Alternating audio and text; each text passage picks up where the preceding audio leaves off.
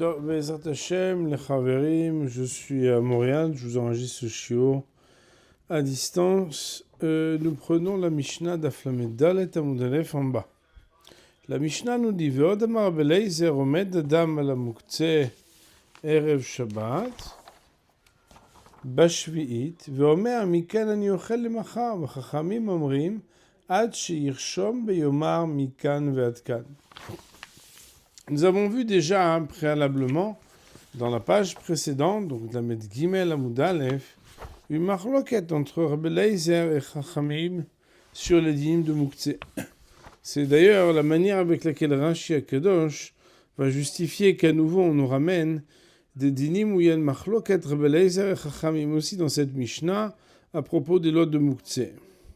Il faut savoir que, en principe, pour pouvoir manger des fruits, il faut qu'ils aient déjà été prélevés de Trumot et de Maasrot, sans quoi, en fait, on ne peut pas les consommer.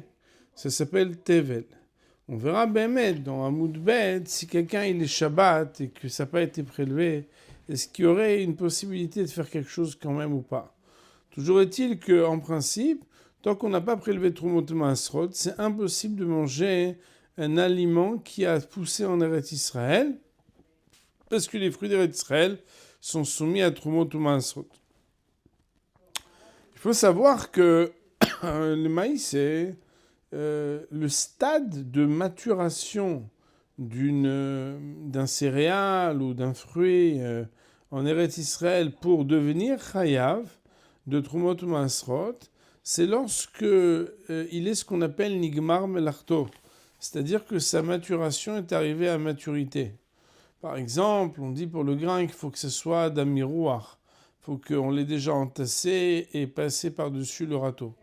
Mais il y a aussi ce qu'on appelle Reiyat Pnei Habayit. Reiyat Pnei Habayit, ça veut dire qu'il est suffisamment prêt, le fruit ou la denrée céréalière, pour qu'elle ait passé la porte de la maison. Et à partir du moment où on est dans cette étape-là, de Nigmar Melachto et que Reiyat Pnei Habayit, qui a ces deux conditions qui sont remplies, alors à partir de ce moment-là, c'est un Tevel Gamour qu'on ne peut pas manger sans que ça ait été prélevé. On le sait, par ailleurs, et cette introduction elle est indispensable pour comprendre la Mishnah, que les fruits de la 7e année de la Shemitah, alors ils sont Efker Lakol.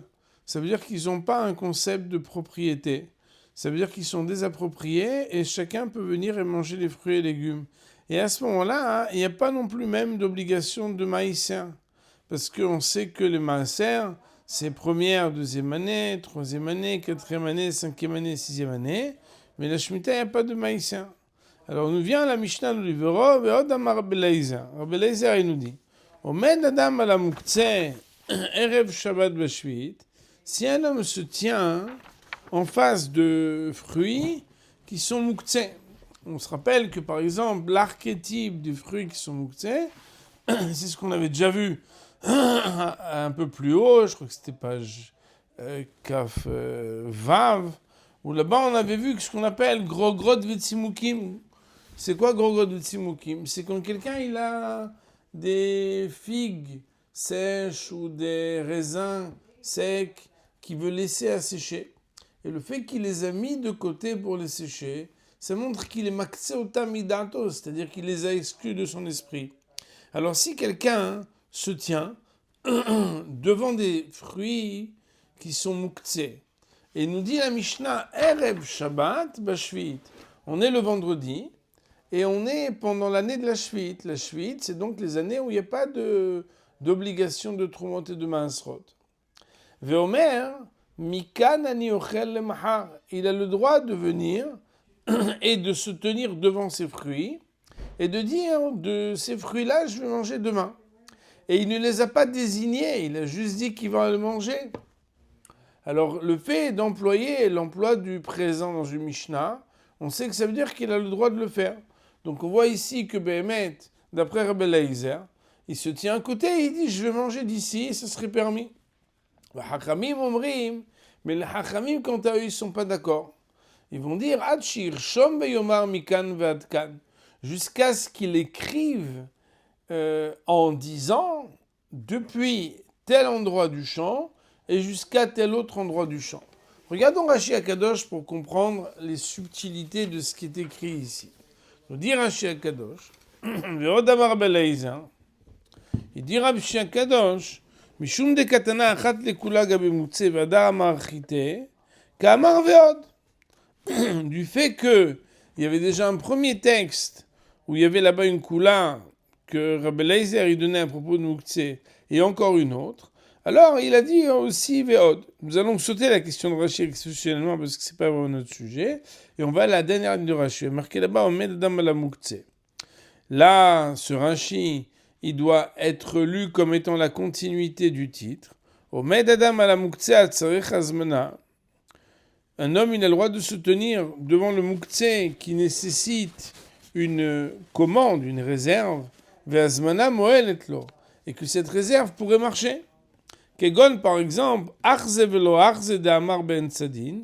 Dans ce qu'on a vu à la page 26b, on a vu là-bas que parfois il y avait des pérotes qui étaient yévéchim, mais yavshu velo yavshu. Ils étaient secs, mais ils n'étaient pas totalement secs. Et là-bas, comme c'était sec et pas totalement sec, s'ils sont totalement secs et pas besoin de l'azmana, et s'ils ne sont pas du tout secs, l'azmana, elle ne peut pas marcher. Alors quand c'est arze velo arze, c'est des pérotes qui ont besoin d'une azmana et que l'azmana, elle marche pour eux. Un homme, il a le droit de se tenir devant ces fruits là-bas qui ne sont pas totalement secs, mais qui sont quand même déjà secs, pour dire qu'il va en manger le lendemain.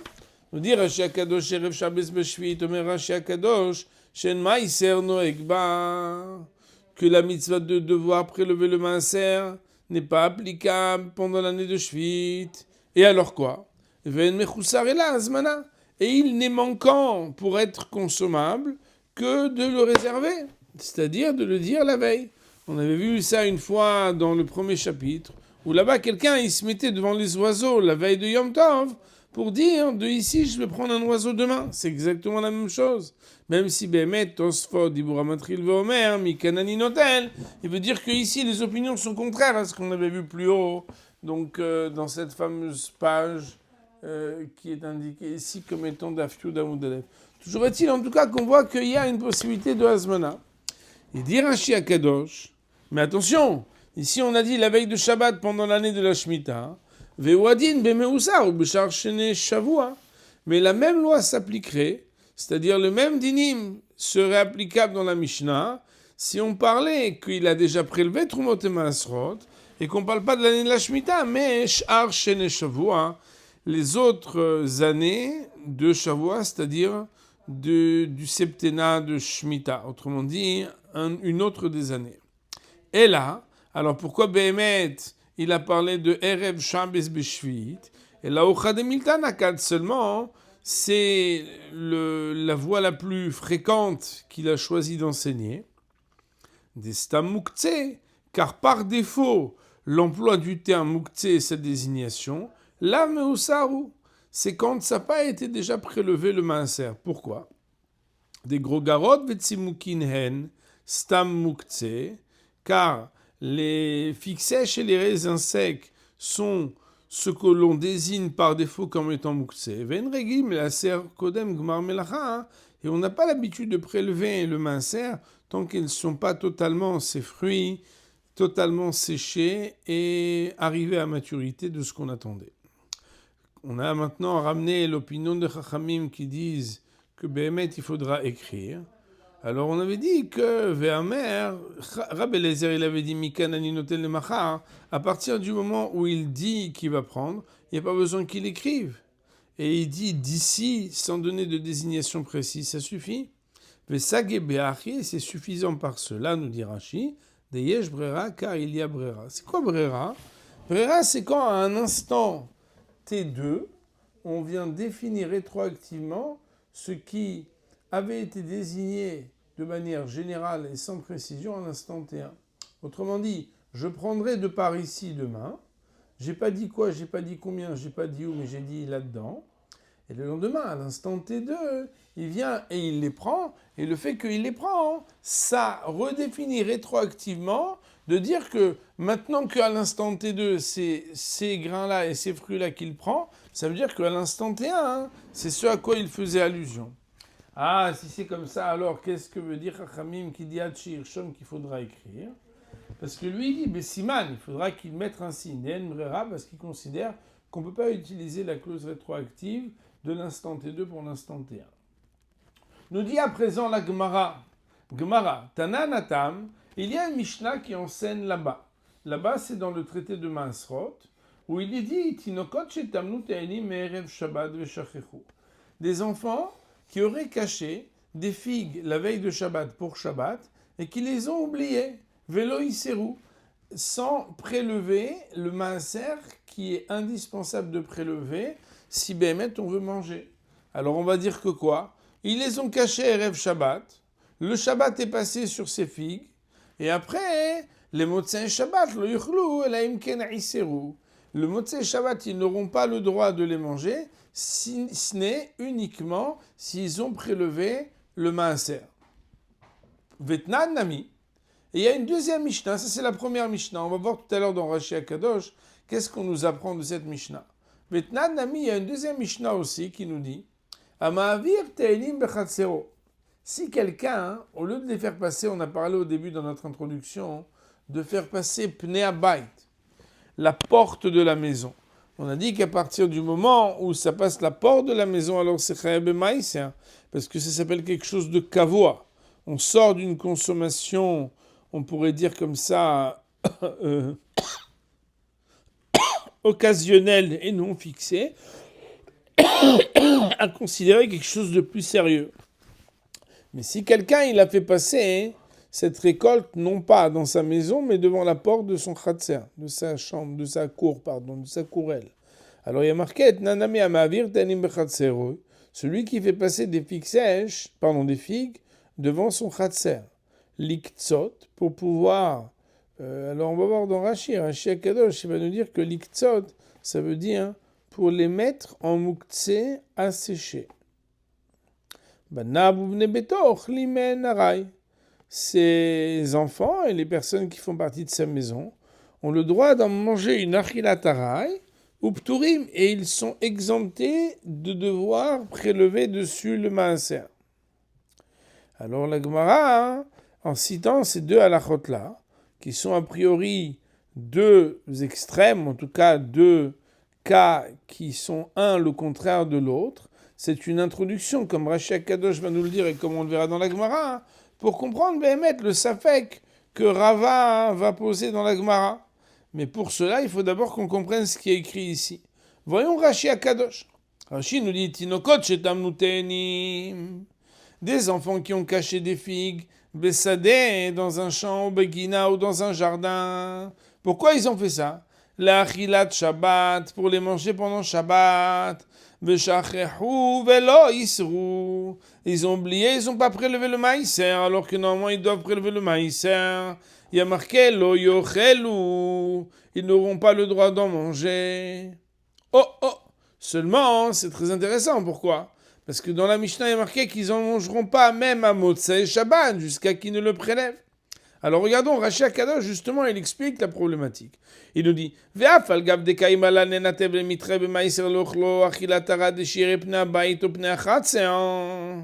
et bien qu'il est établi pour nous que ce qui était Tevel ne devient pas engagé obligatoire de maïser quand on veut en manger qu'une petite consommation personnelle, jusqu'à ce que les conditions soient complétées. Et quelles sont-elles? Qu'il passe par l'entrée de la maison ou bien l'entrée de la cour. Et d'où est-ce qu'on apprend cette halakha-là? Dans l'entrée de Bamtsia dans le chapitre de Sochet HaPoalim à la page 88a. Alors si c'est comme ça, voilà que ici, les enfants ils l'ont caché dans le sadé, dans la guina. Ça ni vu pnei chatser, ni vu pnei habayit.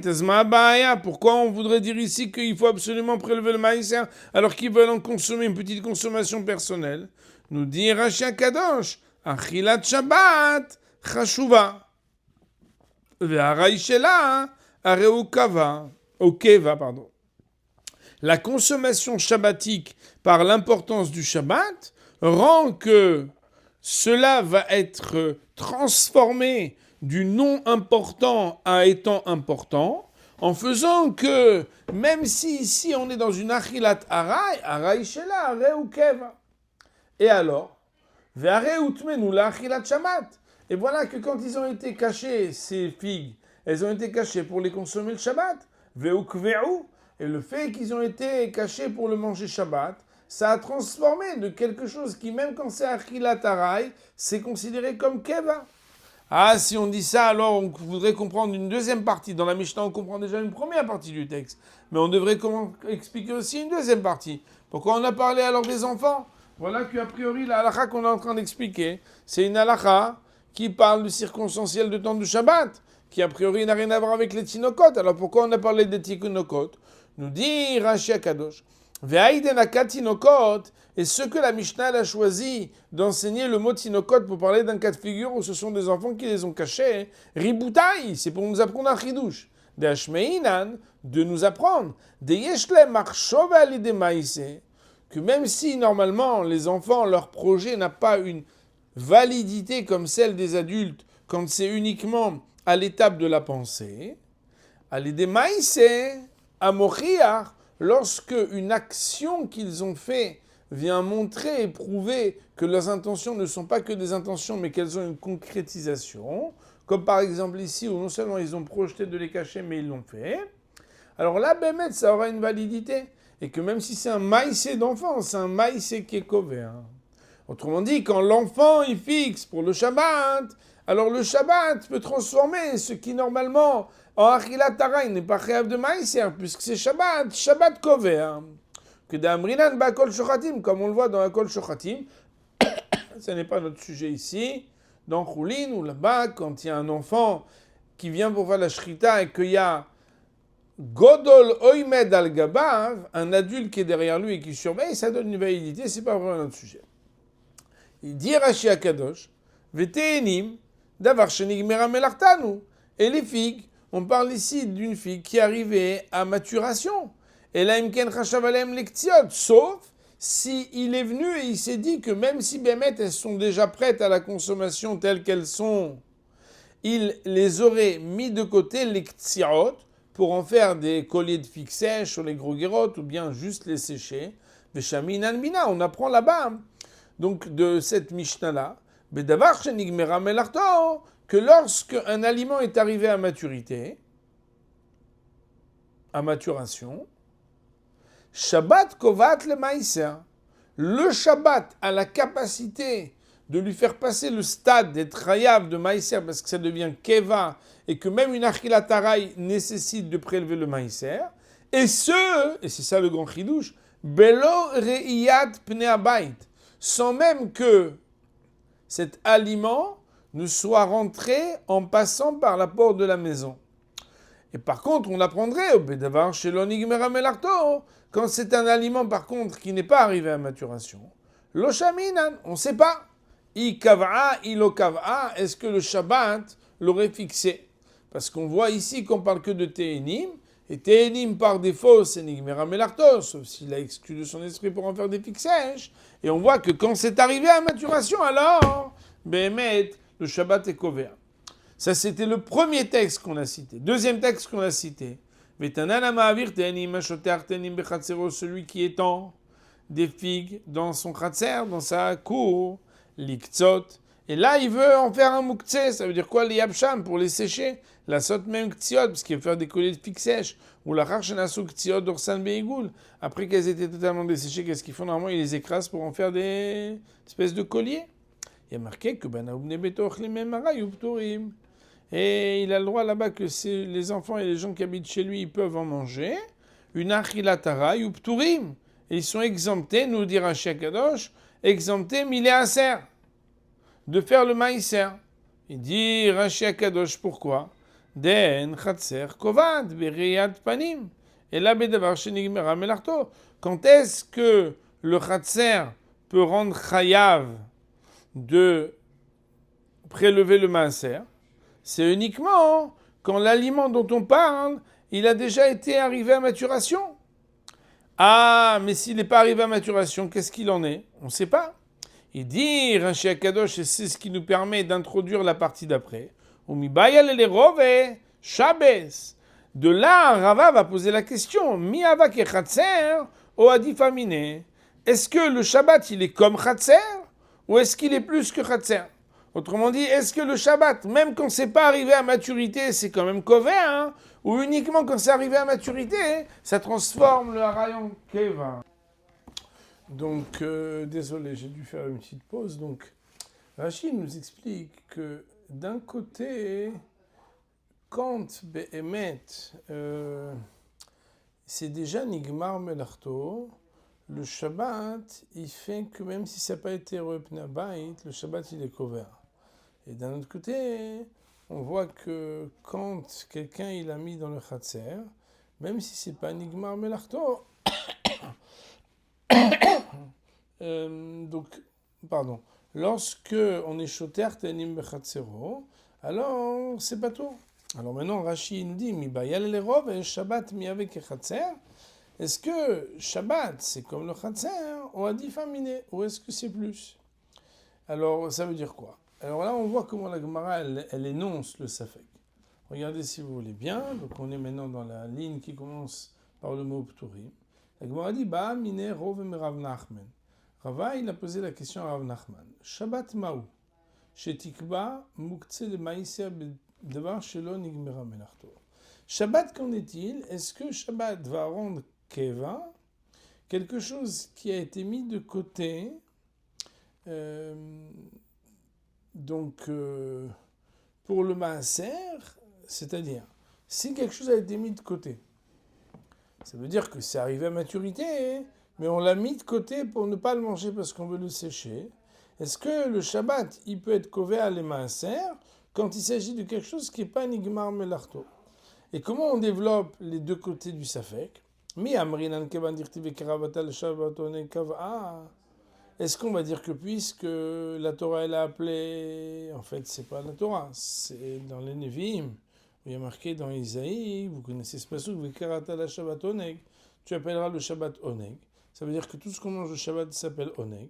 Alors puisque tout ce qui est mangé le Shabbat s'appelle Oneg, c'est-à-dire que le Shabbat il a la capacité d'être couvert, hein, va faire le Darshling Merto, même si c'est quelque chose qui n'a pas été totalement terminé.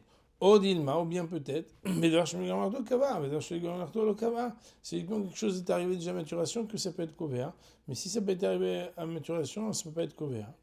La Gemara elle dit que quand Behemet, Rava il a posé la question à Rav Nachman, Amar il lui a répondu Shabbat Kovat, Ben Dashon Gam Larto, Ben Dashon Gam Larto. Qu'il a dit que Shabbat elle est Kovat, ça veut dire qu'elle transforme quelque chose pour être Mechayav Oto B'Maïsia, même quand ça n'a pas été Nigmar Melarto. Amar le Vehema Shabbat Dumia de Chatzem, Chatzer et la Kovat, et la Ben Dashon Gam Larto, Shabbat Tikva et la Dashon Gam Melarto. Et la Gemara dit, mais peut-être que Behemet, dirons-nous peut-être que Shabbat il est comme Chatzer et pas plus que Chatzer, que de la même manière que Chatzer elle peut être Kovat, que quand c'est quelque chose qui a déjà été arrivé à maturation, peut-être Shabbat aussi. La Gemara dit Amar le'el limud aruch ou beyadeinu. C'est quelque chose qui a été appris de manière certaine et établie devant nous. Shabbat kovad ben hashim larto ben hashim larto. Point. Que c'est quelque chose qui va le fixer. Maintenant, regarde dans Rashi une seconde.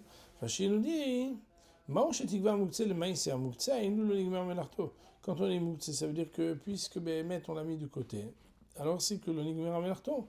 Est-ce que Bedavar shel nigmar melarto lishna yetera ou cette partie de la phrase elle est en trop? Kevan dirtiv karata shabbat oneg. Puisque Behemet on dit que karata shabbat oneg. Kevan dit kre achila dide oneg. Puisque la consommation du Shabbat est appelée oneg keva, c'est quelque chose qui fixe, puisqu'on voit qu'il y a une importance. Shenba od shem arai, qui s'appelle plus arai, et la shem keva. Shabbat kovat imichda le Shabbat. Asura af le motzei Shabbat. C'est quoi la nafkamina si Behemet la Shabbat et les kovat? C'est que non seulement si c'est pendant Shabbat, il faudrait qu'on puisse avoir prélevé le maïser, mais que si on l'a désigné pour le Shabbat, Asuraf le Motzei Shabbat. C'est interdit même Motzei Shabbat, comme on l'a vu dans la première Mishnah de Masrot qu'on a cité plus haut. Vim lo yichda le Shabbat. Par contre, si ça n'a pas été désigné le Shabbat, ça veut dire que Stam. Alors, puisque l'Igmer Merto, Be Shabbat asur la kol. Pendant le Shabbat, c'est interdit à tous. Pourquoi Shachit leolam kevaï? Parce que toujours quand on mange Shabbat, c'est keva, donc il faut être capable de prélever le maïs. Keva et krouya. Aval le Motzei Shabbat, moutar, kedel kaman. Mais Motzei Shabbat, c'est quelque chose de permis. Alors bon, déjà, il faudra faire un peu chazara là-dessus et on va baisser à Tadishmé ensuite, reprendre et clarifier ça pour avancer un petit peu. Donc la dernière articulation avec le Safek, on le reprendra ensemble sur le prochain chapitre.